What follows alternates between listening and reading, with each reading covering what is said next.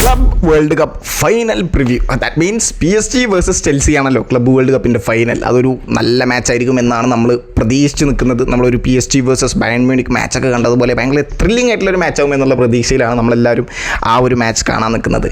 ചെൽസിയെ സംബന്ധിച്ചിടത്തോളം അവർക്ക് PSG എന്ന് പറഞ്ഞിട്ടുള്ള ഈ ഒരു ടീമിനെ മറികടന്ന് ആ ഒരു ക്ലബ് വേൾഡ് കപ്പ് നേടുക എന്നുള്ളത് ഭയങ്കര ബുദ്ധിമുട്ടുള്ളൊരു കാര്യമാണ്. അത് ഇറ്റ്സ് എ ഫാക്ട്. കാരണം PSG എന്ന് പറയുന്നത് ഇപ്പോൾ കറൻ്റ് യൂറോപ്പിലുള്ളതിൽ ഏറ്റവും ബെസ്റ്റ് ആയിട്ടുള്ളൊരു ടീം തന്നെയാണ്.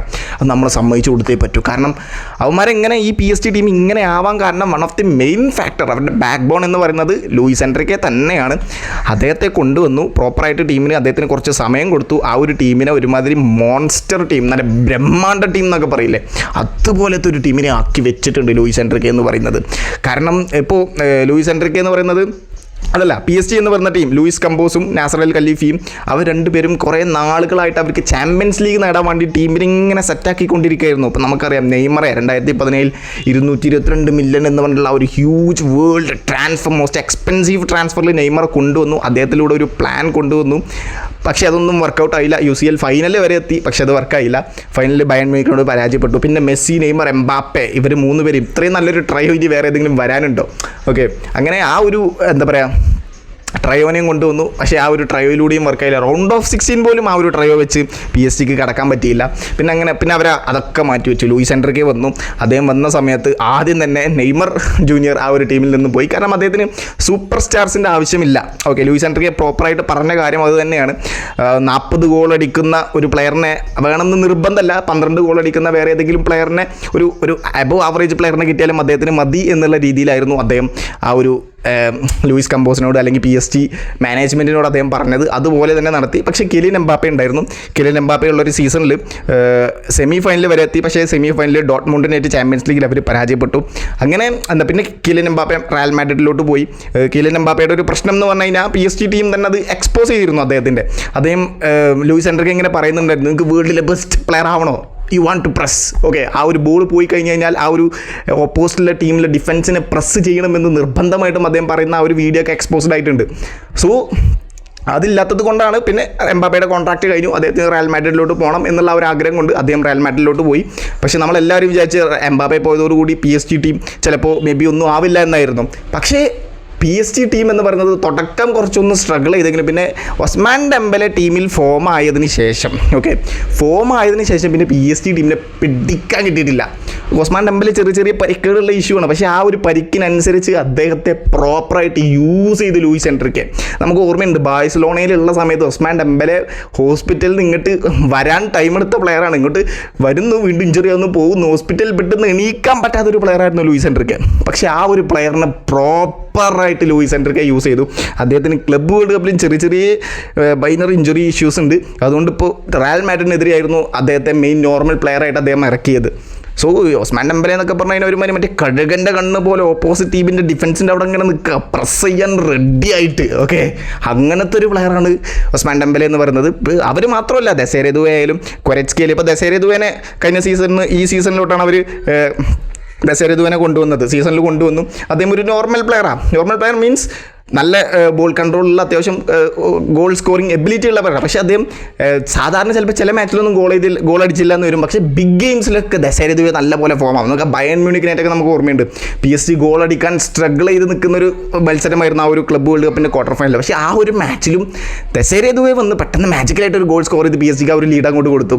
പിന്നെ ആ ഒരു ലീഡുമ പിടിച്ച് PSG ടീം കളിച്ചു. അവർക്ക് 2 റെഡ് കാർഡ് കിട്ടി. പിന്നെ അവസാനം ഒസ്മാൻ ഡെംബലെ ആ ഒരു ഫൈനൽ ഗോൾ സ്കോർ ചെയ്തപ്പോഴാണ് അവർ ആ ഒരു ഗെയിം സീൽ ചെയ്തത്. ഓക്കെ, അതുപോലെ തന്നെ പിന്നെ ക്വരറ്റ്സ്കിയിലെ എന്നൊക്കെ പറഞ്ഞു കഴിഞ്ഞാൽ ഇൻസൈഡ് കട്ടിൻ്റെ ആശാന. ഓക്കെ, അദ്ദേഹം ആ ഒരു ലെഫ്റ്റ് വിങ്ങിലൂടെ കട്ട് ചെയ്ത് വന്ന് മുന്നിലോട്ട് വന്ന് ഓപ്പോസിറ്റുള്ള ഗോൾ കീപ്പറിനെയും ഡിഫൻസിനെയും ഭയങ്കരമായിട്ട് എന്താ പറയുക, ആ മൂവ്മെൻറ്റ്സ് കൊണ്ട് അവരെ തെറ്റിദ്ധരിപ്പിക്കും ക്വരറ്റ്സ്കിയെ. പിന്നെ അതുപോലെ തന്നെ ഹൈ നല്ല പ്രസ്സിംഗ് ഉള്ളൊരു പ്ലെയറാണ് ക്വരറ്റ്സ്കിയെ. കംപ്ലീറ്റ് ആ PSGയുടെ അറ്റാക്ക് തന്നെ അങ്ങനെയാണ്. പിന്നെ നല്ല ഡിഫൻസീവ്, നല്ല മിഡ്ഫീൽഡിങ്, വിറ്റീനിയ, ഹാവനവാസ്, പിന്നെ ഫാബിയാൻ റൂയിസ്, അങ്ങനെ അവരുടെ ടീം എന്ന് പറയുന്നത് ഒരുമാതിരി ബ്രഹ്മാണ്ഡ ടീമാണ് PSGയുടെ. ഓക്കെ, അപ്പോൾ ഈ ഒരു PSG ടീമിനെ ചെൽസിക്ക് മറികടക്കുക എന്ന് പറയുന്നത് ഭയങ്കര ബുദ്ധിമുട്ടുള്ളൊരു കാര്യമാണ്. ഓക്കെ. പിന്നെ ഇപ്പോൾ ഫോർ എക്സാമ്പിൾ ക്ലബ്ബ് വേൾഡ് കപ്പിൽ ചെൽസിക്ക് കുറച്ചും കൂടി ഈസി ആയിരുന്നു അവരുടെ ആ ഒരു നോക്കൗട്ട് ടൂർണമെൻറ്റ്. ഓക്കെ, അവർക്ക് ക്വാർട്ടർ ഫൈനലിൽ അവർക്ക് പാൽമറാസിനെയായിരുന്നു കിട്ടിയത്. പാൽമറാസിനെ 2-1 സ്കോറിന് പരാജയപ്പെടുത്തി. പിന്നെ അതുപോലെ തന്നെ സെമി ഫൈനലിൽ അവർക്ക് ഫ്ലുമിനൻസിനെയാണ് കിട്ടിയത്. അങ്ങനെ കുറച്ചും കൂടി ഈസി ആയിരുന്നു. പക്ഷേ PSG സംബന്ധിച്ചിടത്തോളം അവർക്ക് റൗണ്ട് ഓഫ് 16 ഇന്റർ മിയാമിയാണ് കിട്ടിയത്. പക്ഷേ അവരൊക്കെ നല്ല ടീമാണ്. പക്ഷേ PSG മുന്നിൽ വരുമ്പോൾ അവരൊന്നും അല്ലാതായി പോവാണ്. ഇന്റർ മിയാമിയെ 4-0 സ്കോറിന് പരാജയപ്പെടുത്തി. ലയണൽ മെസ്സി ഇന്റർ മിയാമിയെ ക്വാർട്ടർ ഫൈനലിൽ ബയൺ മ്യൂണിക്കിനെ പരാജയപ്പെടുത്തി. സെമി ഫൈനലിൽ പിന്നെ ഞാൻ പറയണ്ടല്ലോ, റയൽ മാഡ്രിഡിനെ 4-0 സ്കോറിന് ഹ്യൂമിലിയേറ്റ് ചെയ്ത് ഡിസ്ട്രോയ് ചെയ്ത് വിട്ടു PSG എന്ന് പറയുന്നത്. സോ അങ്ങനെയൊക്കെ നോക്കുമ്പോൾ PSG ഓപ്പോസിറ്റ് വരുന്ന ടീം ഒന്നും അല്ലാതായി പോവാണ്. അതാണ് PSG ടീമിൻ്റെ ഈ ഒരു സീസണിലെ സ്പെഷ്യാലിറ്റി എന്ന് പറഞ്ഞാൽ. നമുക്ക് ഓർമ്മയുണ്ട് ആഴ്സണലൊക്കെ ആർട്ടിറ്റെ അങ്ങനെ അടിപൊളിയാക്കി കൊണ്ടുവന്ന് വെച്ചൊരു ടീമായിരുന്നു. സെമി ഫൈനലിൽ PSG കിട്ടിയപ്പോൾ ആർട്ടിറ്റയുടെ ആഴ്സണൽ ഒരുമാതിരി ഒന്നും അല്ലാതായിപ്പോയി PSG മുന്നിൽ. സിമ്പിളായിട്ട് PSG ഫൈനലിലോട്ട് ക്വാളിഫൈ ആയി. പിന്നെ അതുപോലെ തന്നെ ഇന്റർ മിലാൻ നമുക്ക് ഓർമ്മയുണ്ട് ബാഴ്സലോണനെയൊക്കെ 4-3 സ്കോറിന് സാൻസിയോറയിൽ മറ്റേ ഡ്രമാറ്റിക്കലായിട്ട് വിജയിച്ച് അവർ ഫൈനലിലോട്ട് ക്വാളിഫൈ ആയതാണ്. PSG മുന്നിലെത്തിയപ്പോൾ ഒന്നും അല്ലാതായി പോയി. 5-0 സ്കോറിന് ടോട്ടലി ഡിസ്ട്രോയ് ചെയ്ത് കളഞ്ഞു. റയൽ മാഡ്രിഡിനെയും അത്ലറ്റിക്കോ മാഡ്രിഡിനെയും ഒക്കെ ഡിസ്ട്രോയ് ചെയ്ത് കളഞ്ഞതുപോലെ. സോ അതാണ് PSG ടീം എന്ന് പറയുന്നത്. ചെൽസി എന്ന് പറയുന്നത് കുറച്ചും കൂടിയും ഈ കഴിഞ്ഞ സീസണൊക്കെ നമുക്ക് ഓർമ്മയുണ്ട് കോൾ പാമറിനായിട്ട് ഭയങ്കരമായിട്ട് ഡിപ്പെൻഡൻ്റ് ആയിട്ടുള്ള ഒരു ടീമാണ്. കാരണം പറയുന്നത് കോൾ പാമർ ഗോൾ അടിച്ചാൽ ചെൽസി വിജയിക്കും, അല്ലെങ്കിൽ വിജയിക്കില്ല. പക്ഷേ ഇപ്പം അങ്ങനെയല്ല. ഇപ്പോൾ അവർ സ്റ്റെപ്പ് ബൈ സ്റ്റെപ്പ് അടിപൊളിയായിക്കൊണ്ടിരിക്കുന്നുണ്ട്. കാരണം എൻസോ ഫെർണാണ്ടസ് ഒക്കെ ഫോമായി വരുന്നുണ്ട്. എൻസോ ഫെർണാണ്ടസിനൊക്കെ നല്ല 100 മില്യൻ്റെ മുകളിലൊക്കെ പൈസ കൊടുത്ത് കൊണ്ടുവന്ന പ്ലെയറാണ്. ആദ്യത്തെ സീസൺ അത്ര നല്ല സീസൺ അല്ലെങ്കിലും ഇപ്പോൾ അദ്ദേഹം ഫോമായിട്ട് വരുന്നുണ്ട്. മിഡ്ഫീൽഡിൽ കുറച്ചും കൂടി ക്രിയേറ്റീവ് ആയിട്ടുള്ള മൂവ്മെൻറ്റ്സ് ഒക്കെ അദ്ദേഹം നടത്തുന്നുണ്ട്. പിന്നെ അതുപോലെ തന്നെ ഇപ്പോൾ സെമി ഫൈനലിൽ ഫ്ലുമിനൻസിനെതിരെ ആവോ പെഡ്രോ എന്ന് പറഞ്ഞിട്ടുള്ള അവരുടെ ഒരു പുതിയ സൈനിങ്, അദ്ദേഹം 2 ബാങ്ങർ ഗോൾ അടിച്ചിട്ടുള്ളത്. സോ അങ്ങനെ അവർക്ക് കുറേ പ്രതീക്ഷകളുണ്ട്. ഓക്കെ, അപ്പോൾ ആ ഒരു പ്രതീക്ഷയും വെച്ച് ഓപ്പോസിറ്റുള്ള PSG ടീമിനനുസരിച്ച് ചെൽസി കോച്ച് ഇറക്കി കഴിഞ്ഞ് അതിനനുസരിച്ച് ടാക്ടിക്സ് കൊണ്ടുവന്നാൽ PSGക്കെതിരെ വിജയിക്കാം. അതാണ് എനിക്ക് തോന്നുന്നത്. ഒരു സിംഗിൾ മാച്ച് ആയതുകൊണ്ട് ആ ഒരു ഒറ്റ മാച്ചിൽ പിടിച്ചാൽ മതി. നമുക്ക് ഒരു ചെൽസിയുടെ 2021 ചാമ്പ്യൻസ് ലീഗ് ഫൈനലൊക്കെ നമുക്ക് ഓർമ്മയുണ്ട്. മാഞ്ചസ്റ്റർ സിറ്റി ഏറ്റവും പീക്കിൽ നിൽക്കുന്ന സമയമാണ്. ആ സമയത്ത് കൈ ഹാവർട്സിലൂടെ ഒരു ഗോൾ സ്കോർ ചെയ്ത് സിറ്റിയെ പരാജയപ്പെടുത്തി ചാമ്പ്യൻസ് ലീഗ് വിന്നേഴ്സായി ചെൽസി.